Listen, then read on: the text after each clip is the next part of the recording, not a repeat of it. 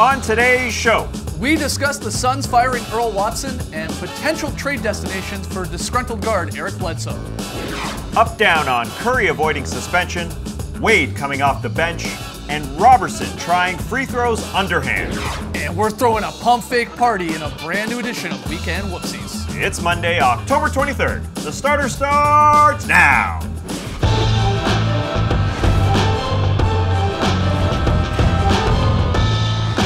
Good evening, sweet world, and welcome to the starters. Whether you're joining us live right now on NBA TV, later on YouTube, listening to the podcast, we're very happy to have you. I'm Jay Skeets, and alongside me, as always, that's Tass Mellis. We're still on television. To his right, it's the international woman of mystery, Lisa Ellis. Friend. Lisa Ellis. What does that mean? You had a fun little incident this weekend. Yes, I did. I was in Memphis and I had a chauffeur come to greet me. Oh, excuse me! Oh, big timer! And there was a little communication breakdown.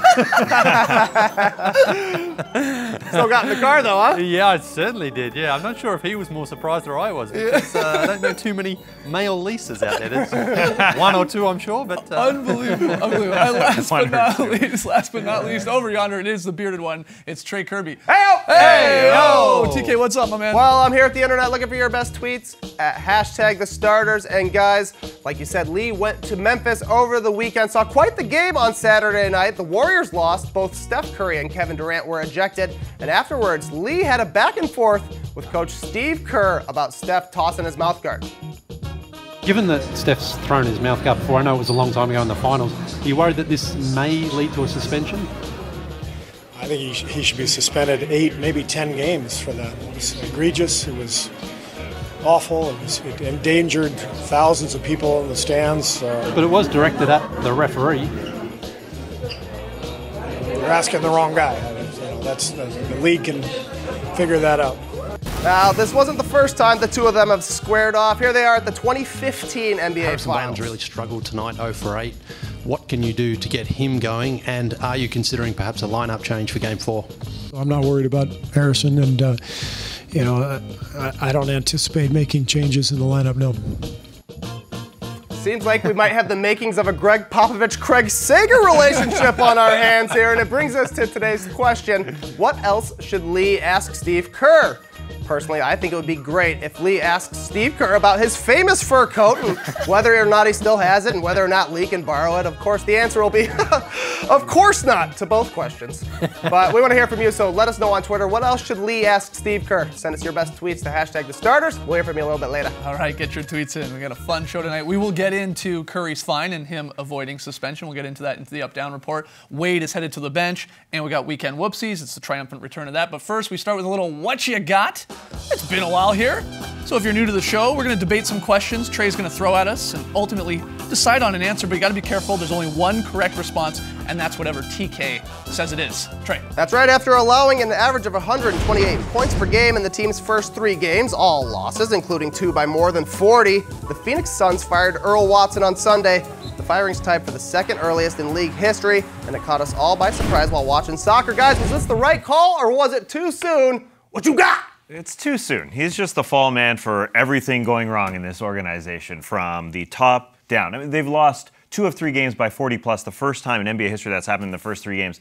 Mehmet Okur, the assistant coach, is Instagramming out messages that he's angry. Tyson Chandler getting kicked out of preseason games. Listen, Earl Watson is taking the fall for everybody, taking the brunt of it, but there's just a whole lot of problems, including personnel moves from top to bottom, and Earl gets fired because of it. It's the right call, though. The team weren't playing hard on the court.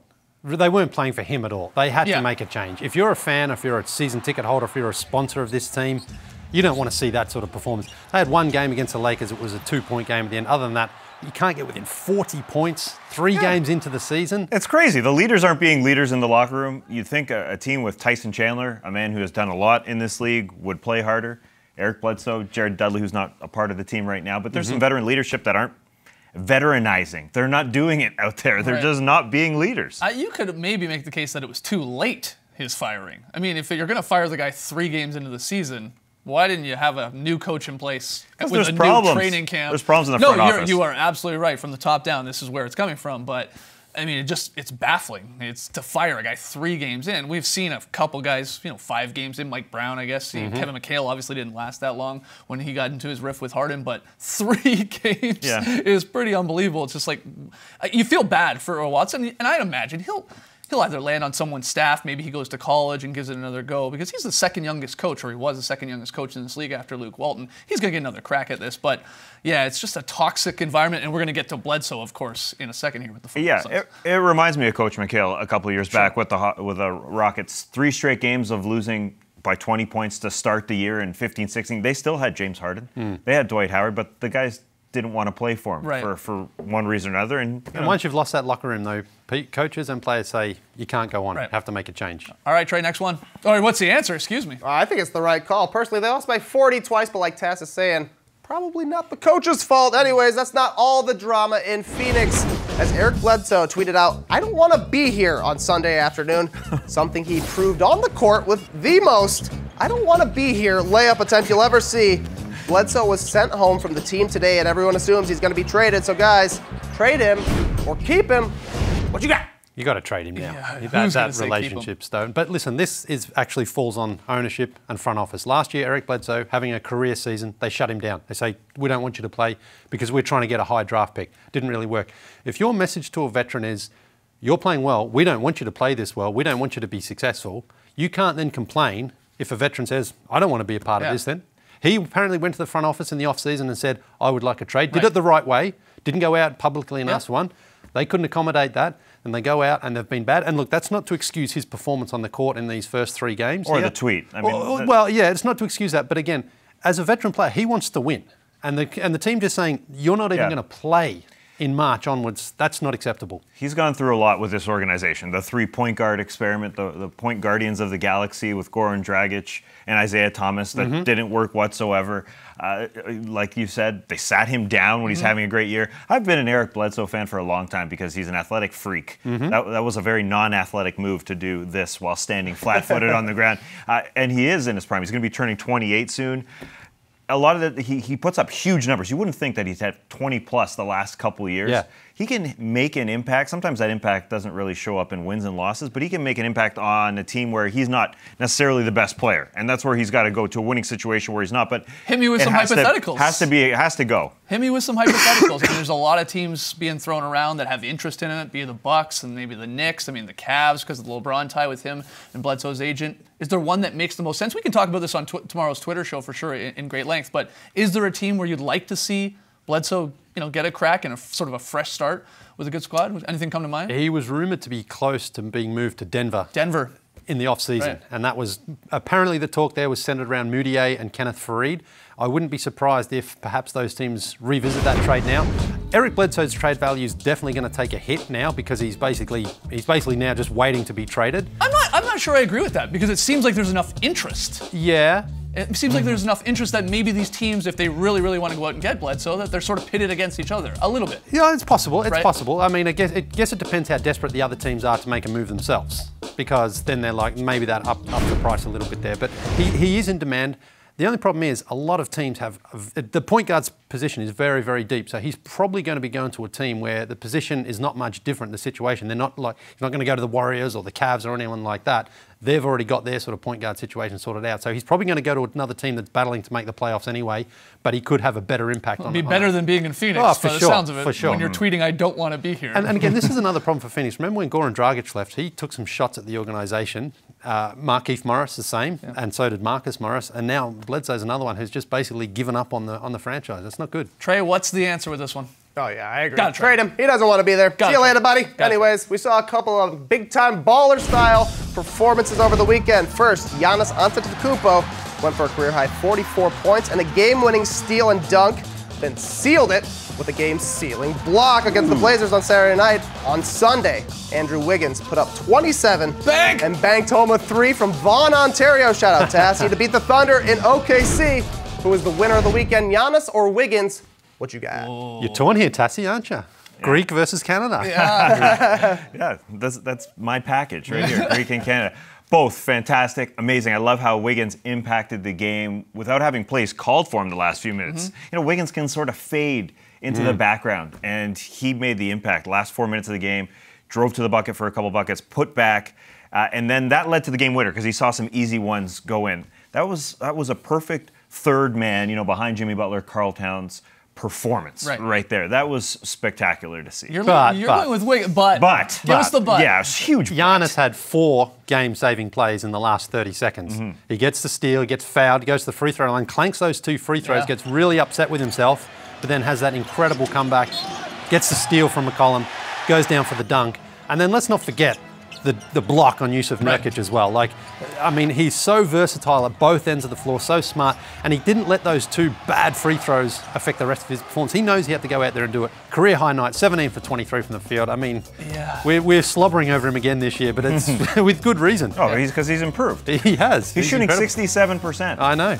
11 of his 115 points have come out of the lane. Everyone knows he's got to score at the bucket, but they can't stop him. Can't stop him. Trey, what's the answer? Is it Giannis or Wiggins? Oh, it's Giannis, guys. He's putting up young Shaq, young Wilt numbers. That's the exclusive category right there. All right, we got to take a break. Lots more still to come on the show tonight. When we come back, are we up or down on Curry avoiding suspension? He just got a $50,000 fine. We'll get into that and a whole lot more. Don't go anywhere.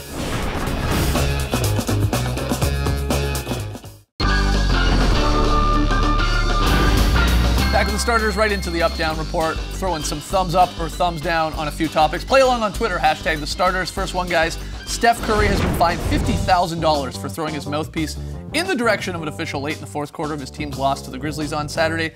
The $50,000 fine is the maximum allowed per league rules based on that action. Andre Iguodala also got fined $15,000 for yelling at the official. But Curry just gets the fine. So I want to know, are you up or down on Curry avoiding suspension? Some people thought he would get a game here. Down. Down? Yeah. Trey says up. Yeah, I actually changed my mind. I thought for sure he would be suspended, but then I went in and did a little bit of research. Apparently, if you throw it, you're getting fined, but if you throw it and hit the ref, you're getting suspended. It's kind of complicated because he was so close to the ref and he just chucked it in a fit of anger. I guess he was just throwing it and happened to be near a ref. If you can't determine that it was directed particularly at the ref, if it doesn't hit, you must have quit. Because Udonis Haslem in 2006, he got a game, but he hit the ref. Amir Johnson once hit the ref. Rashard Lewis forever ago. Yeah. Exactly. But I don't think that shouldn't matter whether or not it hits, no. I think it's the intent. Where was he throwing it? You know what I mean? Yeah, but if this was a call at half court and he throws it the exact same way, he's not throwing it at a ref. He's just mad. He just happens to be near a ref, I think also, I don't know. I also think what happened in the finals in 2016 should come into play. Because he's done it before. Sure. And he got away with it before. And I think as well the league could have suspended him for this game and it would have had virtually no impact on the season because they play Dallas tonight. Whether or not they win or lose doesn't really make any difference to their season, whereas in the finals, if you had suspended him for Game 7, that would have caused uproar within the NBA world. So I think the NBA got this wrong. Yeah, I do think he should have gotten one game. At the end of this game, the Warriors threw a tirade. I mean, it was Curry, it was Durant, it was Draymond Green, Steve Kerr at the other end. They were really upset with the way they're playing to start this season.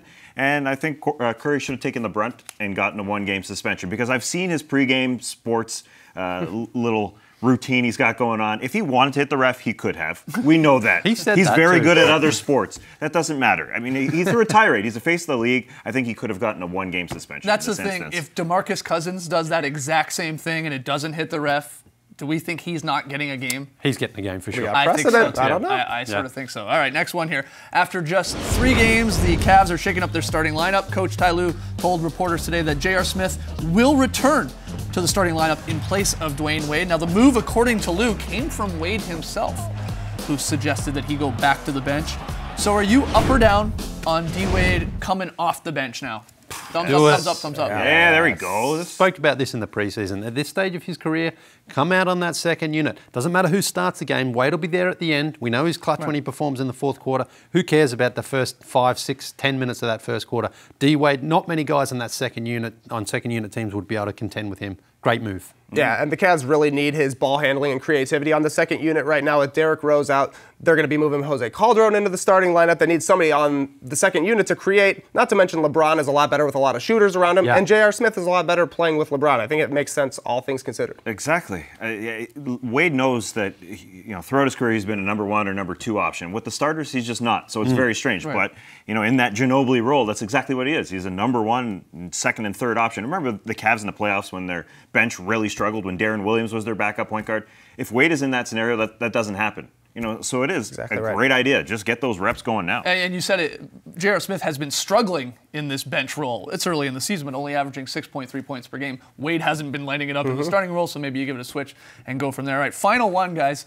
It was another tough night at the free throw line for Andre Robertson this weekend. The career 49.3% free throw shooter airballed 2 consecutive attempts from the line. Now, OKC beat reporter Fred Katz, he reported Andre has tried the granny style, the underhand in practice, but he couldn't get comfortable with it. So I want to know, are you up or down on maybe Robertson going and shooting these free throws underhand? He may as well kick the ball at the hoop right now. Zingers! I mean, like, come on, 2 air balls from a professional NBA player. It happens all the time, though. 2 air balls. We've seen DeAndre Jordan do it a ton of times. It's hard to switch to granny style during the middle of the season, I would imagine. But to quote Russell Westbrook, why not? To quote Lee Ellis, why not? The guy shot 26% from three-point in his career.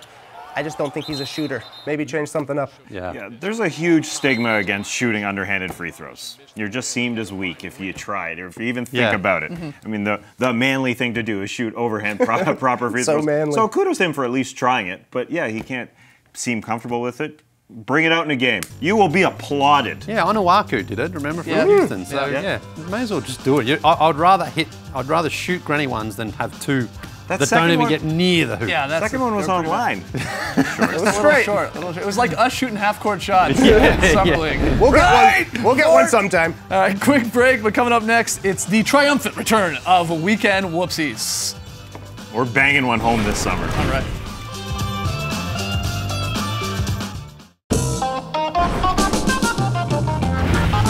Welcome back to the Starters. It's a Monday staple here in the Starters universe. Looking back at the NBA weekend and hitting you with the whoopsies. It's oops and bloops. Let's do it. Been so long. JR, no swish from the corner off the top of the backboard. It's the end of the shot clock, but Yeah. He loves those shots. Good luck. My bad, he said. Pump fake party here Oh, nice. from Giannis. Yep. I mean, this is quite the party. Oh, yeah. Look how many pump fakes we get here. You never expect 4. 3, 4. I love how they jump on the 4th one. I guess at some point you're like, he's got to shoot it at some point here. But he got him. 3 in the key right there. Couple inbound flubs here. The Lakers can't do it properly. In Clark. Nice little steal. And the finish. And then D'Angelo Russell pulls a Pablo Prigioni. Got him. Look at Vooch. Vooch. Referee Billy Kennedy sees a little something in George Hill's goatee there. Hey, you got a little something right there. I appreciate that. That's respect. Oh. Yeah, good looking out there. Some more referee interaction here. Dwight Howard gives Eric Lewis a little smooch after being called for a foul. Beautiful. Andre Wiggins, as we talked about, had an unbelievable weekend. Andrew Wiggins, excuse me. That was a whoopsie right there, Whoopsie. yeah. But look at this, a low light, a low light. Look, Ricky Rolls his eyes. Rubio, Andrew Wiggins' former teammate, such a team player. He's always giving high fives, even when they're not there. He sees ghosts. High five, Nope, high five. This one was a weird one. Before the game, DeMarcus Cousins getting up some shots, trips over like an employee. He comes up limping. Uh-oh. But he would play. Stares him down. He would play. He would play. Watch Kevin Durant here. This has happened before. We've seen this movie before. His shoe slips off. This happens every third game with him. Where's loafers out there, I think? He picks it up. Watch him. He tosses it to the bench because he's still playing D. All right. No doubt. Watch this. He gets a little block here underneath. And then a second block. Oh, one shoe, two Without a blocks. shoe. You do no wrong. Oh, a little more Durant here. Get our first real good doink. Oh, wow. This dunk there. Wow, that thing skied. Yeah. And then this one not as bad as well from John Collins. Really tries to hammer it home. Misses. This Suns defense is laughable. This is still a live play here. Yeah, it definitely looks like a whistle was blown. Exactly. Yeah. Everybody just stops. Just go Can I ahead. shoot Nah, this? Just dunk. I don't want to be here anymore. Blake in that game, they were up big. So Blake had some fun on the bench. Hey. Yeah. hey, hit us hey. with a double teapot. How many sugars? Ty Lue just wants some water. He just wants to sip some water. What is that thing? Goes back for some more. Nothing happening. Frozen. The deep freeze. And finally, Andre Robertson. Yeah, at the line here. Air balls, back to back. Don't see that too often. Go Granny style. Yeah. Go Granny style. Shout out to grannies out there. Shout out to all the grannies. Every grandma I know shoots them underhand. When we come back, Lisa's very solid play.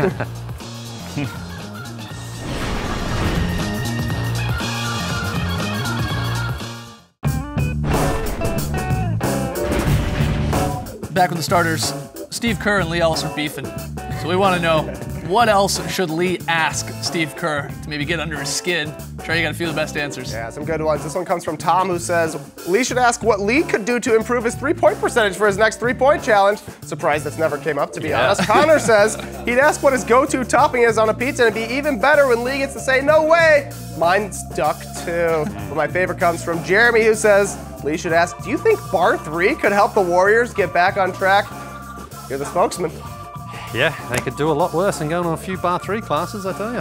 Tighten up. Yeah, get that core going. All right. Let's have a quick look here at Friday's pick'em results. We all took the Sixers, and the Celtics refused to stay winless, so they got the win. So we all lost. Tonight's pick'em play is the Raptors and the Spurs. Oh, hometown bias. Here look it at is. the homers. Tass and Skeets, the Homer Raptor fans, taking the Raps, and Trey and Lee like the Spurs at home. This game, by the way, it's on NBA TV. You don't got to change the channel. It's coming up soon. Raps in San Antonio should be a good one. Lee, where are we going for your very solid play? Taking you to Los Angeles on Saturday night, and it's a pinball machine play from the Clippers, started by Tass's favorite dude there, Milos Teodosic. Here it goes. It's still going over to Blake Griffin in the corner, knocks down the three ball. That's beautiful. That's what I call a very solid play. Get healthy, Milos. Great stuff. Tomorrow, it's Tuesday, which means at 11 a.m. Eastern on Twitter, we got the Starters Twitter show. You can join us live while we make this show. You can comment in, so it's a lot of fun. Hashtag the Starters to get your cues in. And get your emails coming in all throughout the week. thestarters@nba.com. That's 11 tomorrow, and we're back tomorrow night at 6 p.m. Eastern. See you here. The Raptors haven't won in San Antonio since 2007. It's all right, man. Decade. That's crazy. Jason Capono was on that team, I think, wasn't he? You were young back then. Yeah. All right, thanks for joining us, folks. You didn't have grey hair back then. And Just piled on Ellis today. yeah, we got some more. This chauffeur sign could have said Rihanna, and Lee was still getting in this car. Race the night, people.